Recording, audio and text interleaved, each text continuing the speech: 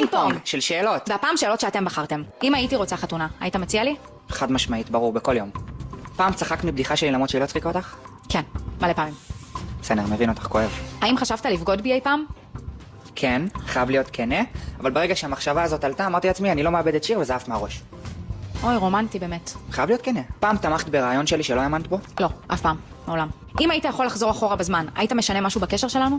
נראה לי את זה שעברנו לגור כל כך מהר יחד. וואו, כל כך. וואו, לא. איזה טעות, אל תעשו את זה. לא, קחו 3 שנתיים לפחות. וואו, ממש. את מקנה בהצלחה שלי לפעמים? כן, מאוד. אבל אני גם מפרגנת, בהתאם. מה יותר, מקנה או מפרגנת? וואי, זה די 50-50, אבל זה... לא, זה בקטע טוב. זה קנאה שנותנת דרייב. מפריע לך שאני מלאה? ממש לא. בוא נגיד ככה, היית נמשך אליי יותר אם הייתי יותר רזה? לא נראה לי אפשר להימשך אליך יותר ממה שאני אמשך אלייך. אוקיי. אם את מסתכלת עליי בתור מישהו לכל החיים. כן. שיט. רצית להיפרד ממני פעם? מאות פעמים. העצבים עולים, ואז אני נרגע ומבין שאני אוהב אותך. יופי. אם היית יכולה לשנות בי משהו, מה זה היה? וואו, את זה שאתה כל כך עצלן. אני גם רוצה לשנות את זה. נו. אין לי כוח.